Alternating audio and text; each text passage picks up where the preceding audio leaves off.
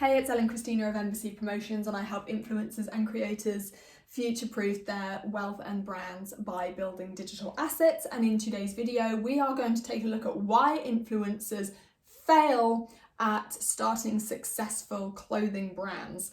So we're going to talk about what the mistakes that they make when they try and launch and build these clothing brands, why they fail and what they need to do instead. So let's write on here clothing brands. So I've used this example because I've just seen so many popular influencers launch clothing brands.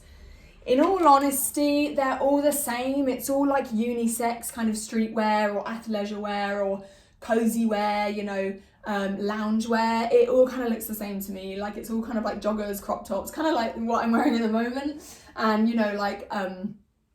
half zip tops and like sports leggings and sports crop tops and stuff like that. It all kind of looks the same. So why do some really take off and they're really successful, and why do most others fail?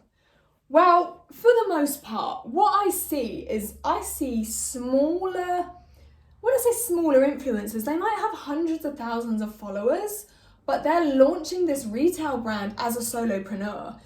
Or maybe they do it with their partner or their husband or their best friend. Maybe at most it's like a two-man band. At most it's like maybe two or three employees. So they're starting these clothing brands virtually as a solopreneur. Let's just say virtually, solopreneur. Most of the time they are using their own savings, or their own cash. And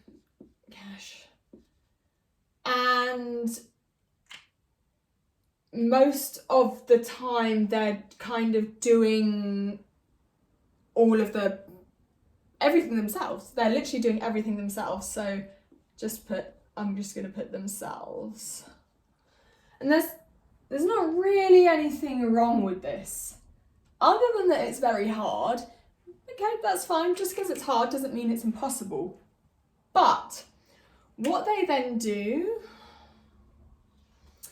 is they then try to model other brands who did not start as this, and did not start with this, and did not start as that. Okay, so they go and they try and model other successful clothing brands who had investors' money to burn. They had loads of contacts in the industry where they said already, hey, can I launch this product to your route to market? Or they had loads of contacts who they knew. They said, I'm launching this brand, can you help me? Yeah, absolutely. I'm going to go and introduce you to all my contacts, boom. So they start with investors' cash. They have contacts that help them launch it. They have all this cash to invest into outsourcing, like all their marketing and their, branding and all of this stuff that just burns through money, and you don't really want to be doing that unless it's not yours. So if you're in this situation, the only people's money you want to be burning through is these guys here, the investors. Personally, I wouldn't like to do that, because then you've got them breathing down your neck wanting a return on investment quicker, or whatever, and I wouldn't like that. You then basically have bosses.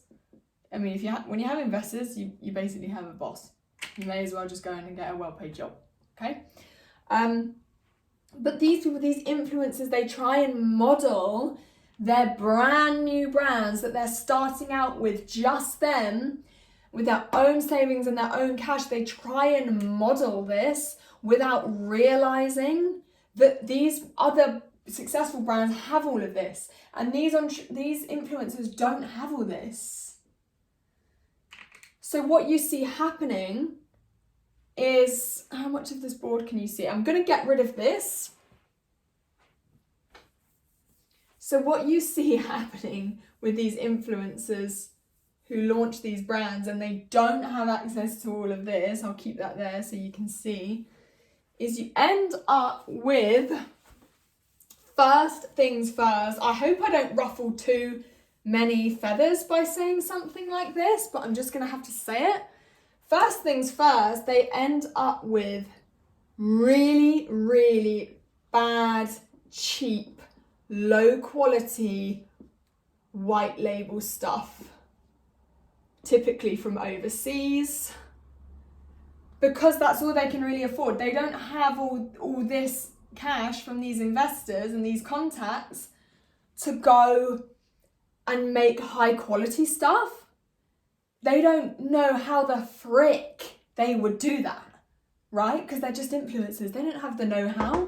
They have no fashion and retail experience, and they don't have contacts and investors who can say, hey, here's who you need to go to get the best quality products for the best price, okay? They don't have access to vendors and shit like that. So they go and they order these awful bad quality products from places like Alibaba and stuff. Like, I'm not saying that all stuff on Alibaba is crap, or even it will be, but like, generally, if it's very, very easy and quick to find as a very normal person on the internet, the quality is going to not be that good. Or even like AliExpress, you know, or anywhere else, or DHgate, that's another one. Crap. Most of this is all crap, because it's all just like white label stuff. So the influencers go, okay, it's the easiest route is to go and order this crappy, cheap kind of get what you pay for stuff, stick our own logos on it, which, by the way, to put your own logo on an item of clothing, the minimum order quantity is like really, really high. Let's say like between 500 and 1,000 pieces. Now it depends how much obviously you're going to buy that for. Let's say it's, I don't know, let's say it's £5 per thing. You could still end up spending 5,000, and that's not including, you know, shipping it over, which often costs another few hundred, and all of that, and obviously all of your packing and supplies and stuff, so you end up with quite a costly startup fee. So the quality's awful. You've paid a lot because you have to have a high minimum order quantity for awful crap cheap stuff, and your branding and marketing just isn't really, how much more, you can't see much more, your branding and marketing just isn't really up to this level. So these influencers are then going out and spending thousands of pounds more on shoots, you know, hiring models, hiring a studio, hiring a photographer, and doing it all like the big boys do it. But why, when you don't have access to all this stuff? But still they think that they've got to do the proper branding shoot and pay thousands to do all of this. And then all you really see is they get inundated, like their social media profiles are inundated with unhappy customers who are experiencing low shipping times because it's just the influencer in control. The influencer's often shipping out this by themselves, or they're outsourcing it from a warehouse that again is probably kind of cheap, and they're slow, and again that's eating into the influencer's bottom line, the influencer's profit.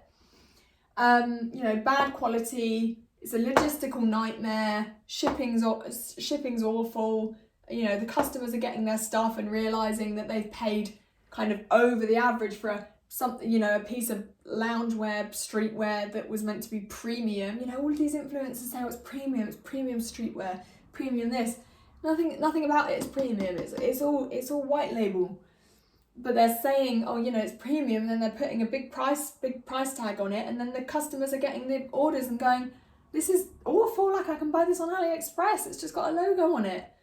Or, you know, stuff's fraying, or they're putting it in the wash and it's falling apart, or the colour's running, or it's got a hole in it after someone's worn it once. You know, all of the things.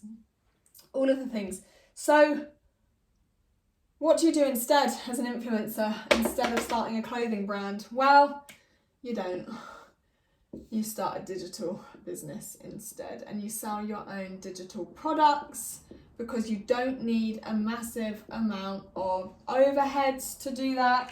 You don't need a massive amount of investment. You don't need all of this anyway to make it good.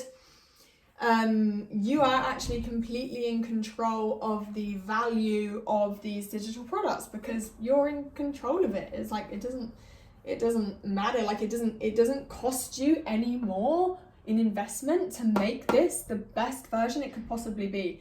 When you're trying to get your hands on the best clothing garments, you've got to pay up front for that, and then charge your clients more, charge your customers more. But you've got to invest in that. You've got to factor that in. Well, when you've got your own digital products, it's your own brand. You create the digital products. You can make them as good as you want them to be. If you want to make a digital product that is literally worth £3,000 and above, £10,000, you can do that. You can do that, and it's not going to cost you that much to create it. See what I mean? Like, it's not going to cost you £3,000 of your own money to create a digital product that's worth £3,000. It's probably not going to cost you £3,000 of your own time to make you a digital product that's worth £3,000. Even if it does cost you £3,000 or more of your own time to create that digital product, time is time. It's not monetary. So I don't know about you, I would rather spend time doing something. The situation that I'm in right now, I would rather spend time doing something than money. Depends kind of what it is. So yeah, with your digital products, you're in control. The quality is down to you. You can sell it. Plus, when you do sell it for either one of these prices, let's say if you're new to this, 3,000. Pretty much, this is all profit. Like, pretty much. I mean, you might have some softwares and stuff that you pay for which might come out of this. It's going to be nowhere near the amount that it would be if this was a physical product, a piece of clothing, okay? You're probably looking more at like, I would say like 50% maximum profit when you're selling e-com retail. Maximum. Probably more like 25%. Okay? So I hope this video gave you some insight into why influencers fail at launching successful clothing brands. If you are one of those influencers and you're watching this, maybe your clothing brand hasn't gone or isn't going the way that you quite hoped, then hear me out. Try selling digital products, watch your life and your happiness improve, and your bottom line and your profits and your bank account. Okay, so I really, really hope you have enjoyed this influencers training series and how to monetize, you know, with this and this as an influencer. I will catch up with you very, very soon in another training on this channel. Make sure you like and subscribe, and I'll see you in the next video.